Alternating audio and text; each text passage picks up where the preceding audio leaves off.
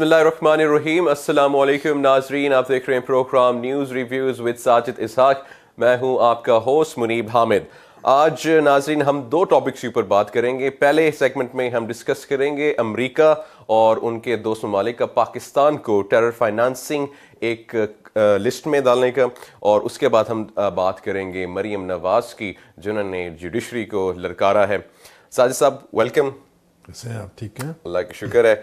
United states and the allies Pakistan को list में डाल रहे हैं, जिसमें बेसिकली उसको लिस्ट का मकसद ये है कि ये जो लिस्ट में लोग हैं, the countries in the list, ये टेरर को फाइनेंस कर रही हैं एंड मनी लॉन्ड्रिंग भी होती है, लेकिन let's just keep money laundering apart for this time.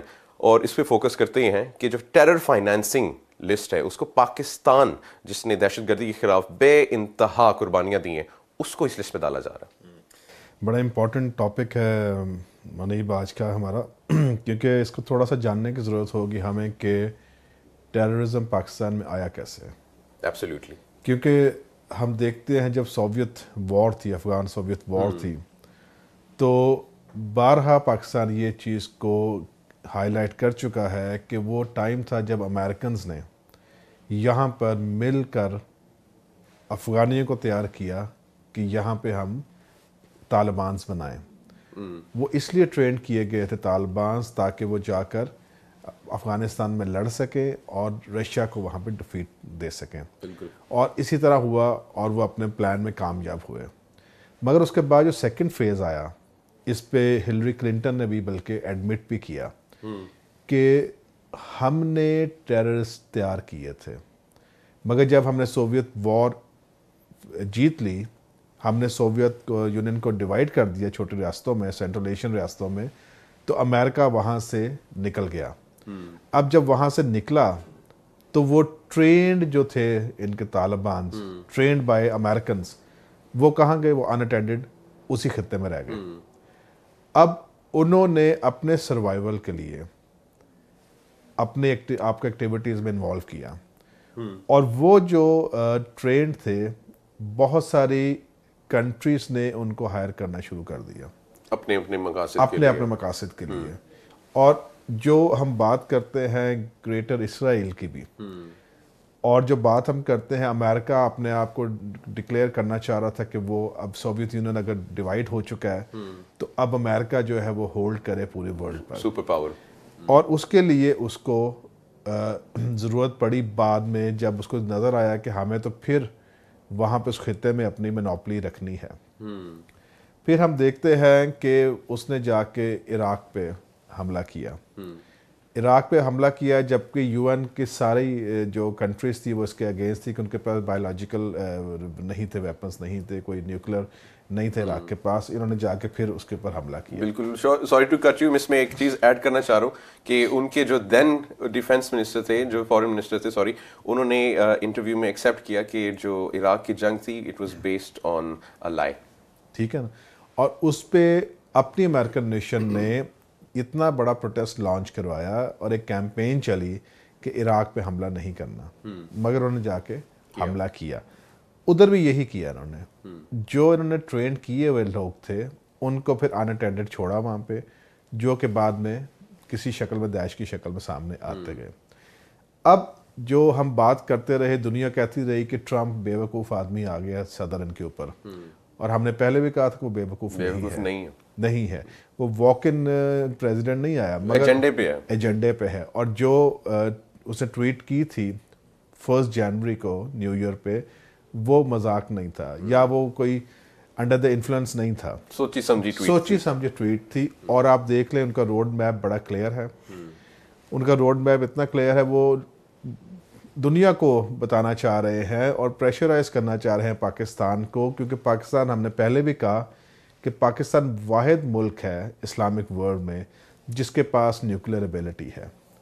और पाकिस्तान के ही चीफ ऑफ आर्मी स्टाफ जनाब राहील शरीफ साहब हेड कर रहे हैं इस्लामिक स्टेट की जो एक अलायंस बनी है, उसको हेड कर रहे हैं। 39 कंट्रीज है मेरे ख्याल, उसमें 37 कंट्रीज है। और पाकिस्तान एक वाहिद मुल्क है जो कि दूसरे इस्लामी ममालिक के साथ खड़ा होकर, क्योंकि सुपर पावर है इन अ सेंस कि पाकिस्तान के पास न्यूक्लियर एबिलिटी है, न्यूक्लियर पावर है। तो इनकी जो सोच है, इनकी जो नज़र है, वो पाकिस्तान के ऊपर इसलिए है कि वो चाहते हैं कि उनको एक्सेस मिल सके वहाँ पर, और पाकिस्तान को डिक्लेयर किया जा सके कि पाकिस्तान एक टेररिस्ट स्टेट है। तो इसलिए जो न्यूक्लियर है इनकी जो वो गैर महफूज है। तो ये सारा जो प्लान बन रहा है, और अभी रिसेंटली उन्होंने एक और ट्रिक चलाई है कि जिसमें उन्होंने कहा कि यूएन जिनको टेररिस्ट कहेगा वो दूसरी कंट्रीज जितनी मेंबर कंट्री स्टेट्स हैं वो भी उसको टेररिस्ट डिक्लेयर करेंगे। अब पाकिस्तान ने साइन करके उसका सिग्नेटरी बन गया उस ऑर्डिनेंस का जो उन्होंने अभी निकाला। तो उसके ऊपर जब हम देखते हैं तो किसी हद तक अमेरिका इन्फ्लुएंस करने में कामयाब हो रहा है, क्योंकि बात वही है कि हम इतने बदकिस्मत कौम हैं कि हमें ऐसे हुक्मरान मिलते हैं जो कि अपने मुल्क को दांव पे लगा देते हैं। और ये PMLN जब भी हुकूमत में आई है इसने हमेशा अदारों के साथ तसादुम किया है, क्लैश हुआ है। ख़ास तौर पर इसने हमेशा फ़ौज को टारगेट किया है। अब जो ये सारा सिनेरियो चल रहा है पनामा के बाद से, और 2-3 दफ़ा थ्रेट्स भी कर चुके हैं नवाज शरीफ साहब का, अगर मैं नहीं हूँ तो पाकिस्तान नहीं है। तो मैं ये समझ रहा हूँ कि जितना कुछ हो रहा है इसमें किरदार अदा किया जा रहा है नवाज फैमिलीज़ की तरफ से, क्योंकि इनके जो बाहर लिंक्स हैं इन 30 सालों में जिन्होंने डेवलप किए हैं वो आप जानते हैं कि उसमें इंडिया सर फहरिस्त है, क्योंकि इनके बिजनेस इंटरेस्ट हैं वहाँ पे। और यहाँ पर उसका आ जाना उनके प्राइम मिनिस्टर का एक बहुत बड़ा इंडिकेटर था कि ये सारी साजिश में मिले हुए हैं।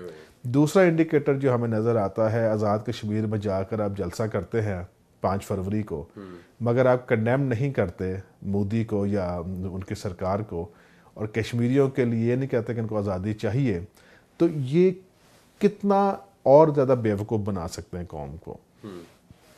और अब जो अमेरिका ने कहा है, मैं समझता इसका बहुत ज़्यादा नेगेटिव इम्पैक्ट पड़ेगा उन लोगों पे जो हमारे ओवरसीज़ पाकिस्तानीज़ हैं, क्योंकि वो अब इनका जो है वो दूसरा इन्होंने किया फाइनेंशियल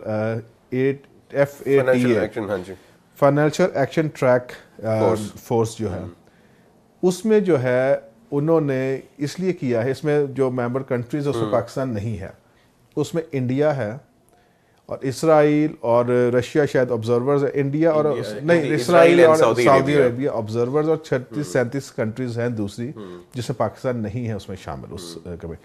अब वो ट्रैक करेंगे कि जो रेमिटेंस आती हैं इसमें जो जेन्युइन लोग भी हैं जो अपने घरानों को भेजते हैं, जो बिजनेस करना चाहते हैं यहाँ पे, जा अब वो लिमिटेड हो जाएगा सारा काम, क्योंकि जो फॉरेन रेमिटेंस है जो फैमिलीज अपनों को भेज रहे हैं, एक तो वो स्क्रूटनी में आएगी उनकी, और दूसरा ये है कि जो बिजनेस करना चाहते हैं यहाँ पे बिजनेस अपॉर्चुनिटीज जो हैं कि वो लिमिटेड हो जाएंगी। और इससे क्या इफेक्ट होता है, तो इससे इन्फ्लेशन आपकी बढ़ जाएगी, आपका जो है रुपए की कदर कम हो जाएगी और डॉलर बढ़ जाएगी, जिससे जो इफेक्ट होगा हमारी आवाम को होगा। पहली बात ये। दूसरी बात यह है कि पाकिस्तान हमेशा कहता रहा है कि हम टेररिज्म के अगेंस्ट हैं, और इन्होंने जितनी कुर्बानियाँ पाकिस्तान आर्मी ने दी हैं, तकरीबन 6000 प्लस नौजवान जो हैं शहीद हुए हैं, इतने अरब डॉलर का, मेरा ख्याल में 123 अरब डॉलर का जो है हमारा इंफ्रास्ट्रक्चर का नुकसान हुआ है। हमारे जो बॉर्डर्स हैं महफूज नहीं हैं, हर दिन हमारे ऊपर इंडिया जो है वो हमले करता है। तो ये सारी चीज़ें इंटरनेशनल कम्युनिटी को नज़र नहीं आती। इसमें मैं समझता हूँ कि पाकिस्तान गवर्नमेंट का कसूर है, क्योंकि ये ज़रूरत तो ये है कि पाकिस्तान गवर्नमेंट इस चीज़ को हाईलाइट करे, मगर ऑपोजिट देखा जाए तो पाकिस्तान गवर्नमेंट ही पाकिस्तान कमज़ोर कर रही है, इंस्टीट्यूशंस के खिलाफ काम कर रही है। इंस्टीट्यूशंस कमज़ोर होंगे, मुल्क कमज़ोर होगा, आवाम पिसेगी, आवाम गरीब होगी। और अब ये हाल है कि एक फ़र्द पर जो बच्चा पैदा होता है 1,28,000 का मकरूज़ है वो। तो हमें इस वक्त हालत जंग में है पाकिस्तान। जो अमेरिका की ये आया है, बेशक इससे सैंक्शंस नहीं किसी चीज़ पे लगेंगी, मगर पहले इन्होंने हमें वॉच लिस्ट में डाला कि माइनॉरिटी राइट्स के ऊपर, अब इन्होंने डाल दिया है कि स्लो पॉइजन कह सकते हैं। स्लो पॉइजन है, या आप इसको बताना चाह रहे हैं स्लो एंड ग्रेजुअली कि हम पाकिस्तान को जो कह रहे हैं वो वाकई वही है। और पाकिस्तान ने इस पर साइन किया है, जो मुआहदा किया यूएन जिसको कहेगा, उसके करने से जो तंजीम है हाफिज सईद साहब, वो इन्होंने उसको बैन किया एज ए टेररिस्ट, उसको मतलब डिक्लेयर कर दिया हुआ है। अब एक और चैप्टर खुलने वाला है कि कोर्ट उनको डिक्लेयर कर रही है कि he is an ordinary citizen, और अब पाकिस्तान गवर्नमेंट उनको डिक्लेयर कर दिया है कि वो टेररिस्ट है। इसके ऊपर साजिद साहब एक ब्रेक के बाद बात करेंगे। पाकिस्तान की government has failed to protect its citizen, इसके ऊपर हम लोग कैरी ऑन करेंगे एक ब्रेक के बाद।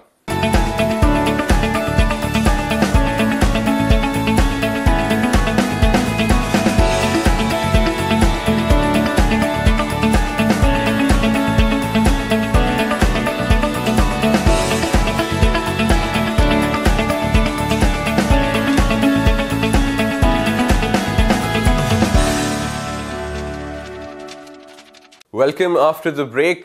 साजिद साहब आप बात कर रहे थे हाफिज सईद और गवर्नमेंट की। हाफिज सईद को कोर्ट फ्री करती है और गवर्नमेंट ऑफ पाकिस्तान उनको टेररिस्ट डिक्लेयर कर देती है। We have seen this in the past कि जो पाकिस्तान की गवर्नमेंट है उस it has failed to protect its citizens. जी ऐसा ही है, और बड़ी इन्होंने बातें की आफिया सदीकी पर। एब्सोल्युटली। कि जब वो मुशर्रफ साहब के दौर में ये सारा कुछ हुआ तो उस पर आज तक सियासत चमकाई जाती है। बिल्कुल। अब हम देख रहे हैं कि इन्होंने अपनी गवर्नमेंट में भी वही काम किया कि हाफिज सईद को, जिसको कोर्ट्स क्लियर कर रहे, इन्होंने उसको कर दिया। और एक मैं समझता हूँ मजाक का बायस बन रहे हैं हम, के अलाइनमेंट नहीं है शायद अदारों का। मतलब मजाक ही है कि पाकिस्तान अब तक इट्स बीन, मतलब अगर हम लोग इसको, Hafiz Saeed has been working citizen है पाकिस्तान का काफ़ी अरसे से है, और अगर हम लोग कहें फॉर एग्जांपल 10 साल ले लेते हैं, 10 साल से वो पाकिस्तान उसको as a free citizen declare कर रही है, एज एक्सेप्ट नहीं कर रही है as a terrorist, and all of a sudden थोड़ा सा प्रेशर अमेरिका बाबा कहते हैं जी कि नहीं करें, तो कहते हैं जी जी हम लोग बाकायदा अमेंडमेंट कर देते हैं जी। जी तो ये मैं समझ रहा हूँ कि जब चोर होते हैं तो चोर में ताकत नहीं है ना फेस करने की, क्योंकि इनकी चोरी डिक्लेयर हो चुकी है, अवाम के सामने आ चुकी है, दुनिया इनको कह रहा है। अब अमेरिका का या दूसरों का इंटरेस्ट क्या है कि जितने करप्ट लोग होंगे उनको बड़ी सीटों पर बैठा देंगे। पाकिस्तान में आज तक 70 साल में क्या हुआ है, जितना ज़्यादा बड़ा करप्ट होगा उतना बड़ा ओहदा होगा इसका। क्यों? क्योंकि उनको पता है कि हम इनसे काम करवाएंगे। और दूसरी बात यह है कि इनके ऊपर यह भी एक होना चाहिए, सैंक्शंस होने चाहिए। जो करप्ट लोग हैं अगर वो हुक्मरान बनते हैं तो ऊपर से वो लोन लेते हैं। इसका नुकसान कैसे है? क्योंकि ये भी इंटरनेशनल लॉबी की एक पॉलिसी है कि लोन लेके मकरूज कर दो। वो लोन देते हैं डेवलपिंग कंट्रीज को, पाकिस्तान जैसी कंट्री को, और जो करप्ट बैठे हुए हैं वो पैसा उठाकर आप यूरोप में भेज देते हो स्विस बैंक्स में। अब होता क्या है, पाकिस्तानी अवाम उसके ऊपर इंटरेस्ट भी दे रही है, कॉम इंटरेस्ट दे रही है, और दूसरी वो जो पैसा यूरोप में पड़ा हुआ है उसके ऊपर इंटरेस्ट जो है री इन्वेस्ट कर देते हैं यूरोपियंस। ठीक है, जो पैसा उन्होंने डेवलपमेंट के लिए यदि लोन दिया है उधर से भी इंटरेस्ट लें कंट्री से, और वो उनको पता है कि पैसा वापस स्विस बैंक्स में चला जाना है उधर। अब वो जब वो उधर चला जाता है वो उसको री इन्वेस्ट कर देते हैं। ठीक है, तो वो तो अपना इंटरेस्ट दोनों हाथों से कमा रहे हैं, और हम बेवकूफ़ पाकिस्तान के बने हुए हैं कि हम फिर उन्हीं को इलेक्ट कर दें लोगों को।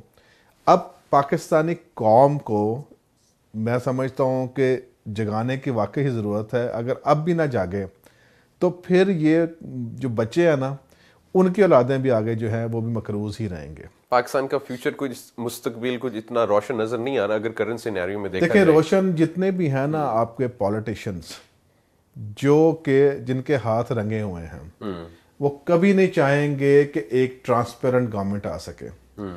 अब उसका रिएक्शन हमने कहाँ देखा है, लोधरा में, कि लोधरा में पीटीआई को हराया गया, और ये इस वक्त मैं समझता हूँ इमरान खान साहब के लिए और पीटीआई के लिए बहुत बड़ा चैलेंज है कि सारी नेगेटिव फोर्सेस इनके खिलाफ खड़ी हैं।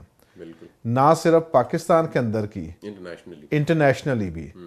अब देखना ये है कि जो इतनी स्ट्रगल की है पीटीआई ने, इतनी स्ट्रगल करके एक ऐसा सिनेरियो क्रिएट किया है कि लोग समझने लग पड़े हैं कि करप्शन क्या है, लोग समझने लग पड़े हैं कि इन हुक्मरानों ने हमें क्या डिलीवर किया है। तो अब मैं समझता हूँ वक्त है उस कौम को आवाज़ देने की, प्रॉपर चैनल। पीटीआई को रिलैक्स नहीं होने की ज़रूरत, इनके जो कारकुन हैं उनको रिलैक्स होने की ज़रूरत नहीं है। अभी से they need to mobilize। देखिए ये कभी नहीं कहना कि हमने कोई बात नहीं, ज़मीनी में हार गए तो आगे जाके, फिर आगे जाके टाइम नहीं रहता। इनको अभी जो 6-7 महीने हैं इलेक्शंस पे काम करना पड़ेगा, क्योंकि ये हम नहीं कह रहे, इंटरनेशनल कम्युनिटी कहती है, पाकिस्तान की कम्युनिटी कहती है सब, कि I think Imran Khan is the only hope. अगर वो आते हैं तो he is the only hope कि अगर पाकिस्तान को बचाना है तो उसको लेके आना है। होप तो तब होंगे जब अवाम को, मतलब जैसे आपने कहा कि अब जब अवाम इस सारे सिचुएशन को समझेगी और उसको थोड़ी सी होश आएगी। इस वक्त अवाम is looking with Noon league की जितनी भी जो पॉलिसीज़ हैं मरीम की, वो जो एंटी स्टेट पॉलिसीज़ हैं, एंटी इंस्टीट्यूशंस पॉलिसीज़ हैं, दे वर्किंग। अब तक वो कामयाब रही हैं। और अभी उनके रिसेंट अगर हम लोग बयान देखें जिसमें उन्होंने बाकायदा थ्रेट किया है जुडिशरी को, सो मतलब आई गेस या तो ये लोग बहुत स्ट्रांग हैं या इनको अवाम के ऊपर इतना है, या फिर इनके पीछे इंटरनेशनल बैकिंग है। Can we say that? मैं कहूँगा इंटरनेशनल बैकिंग है, क्योंकि जब ये इंग्लैंड में गए थे और इनकी काफ़ी सारी मुलाकातें हुई वहाँ पर, कुछ ऐसों से भी हुई जो कि डिक्लेयर्ड हैं रॉ के एजेंट्स भी हैं। इसमें सऊदीया को भी अगर हम लोग मेंशन करें, सऊदीया भी इनके विजिट गया था, सऊदीया से भी होके आए हैं। सऊदीया के साथ इनका पुराना एक बिजनेस इंटरेस्ट भी है, लगाव भी है इनका, उनके साथ बहुत अच्छी दोस्तियां भी हैं। तो इनके पास जो इंटरनेशनल फोर्सेस हैं उनकी वजह से शायद इनकी गर्दन में सरिया और ज़्यादा आ गया। इतना सरिया आ गया कि अपने अदारों को कुछ नहीं समझ रहे। और कल की जो आपने बात की मरियम साहिबा की, कि उन्होंने थ्रेट किया है कोर्ट्स को, सुप्रीम कोर्ट के जजेस को थ्रेट किया है कि आपने पहले गलती की है, अगर अब कोई ऐसा फैसला आया गलती की तो ये उससे बड़ी गलती होगी। तो ये एक खुल्लम खुल्ला थ्रेट है। और थ्रेट कैसे दे रहे हैं, इनकी अपनी औकात क्या है, पीछे से जो इन्होंने अपने इंटरेस्ट डेवलप किए हैं उनके साथ, क्योंकि ये काम कर रहे हैं पाकिस्तान के लिए नहीं, दूसरी कंट्रीज के लिए। क्योंकि इनका देखें, जिनके बच्चे ही बाहर के सिटीजन हैं वो कहते हैं हमारा पाकिस्तान के साथ ताल्लुक ही कोई नहीं है। और दूसरी बात, इन्होंने अपनी बेगम साहबा को इलेक्शन जिता के अभी तक ओथ नहीं लिया उन्होंने आके।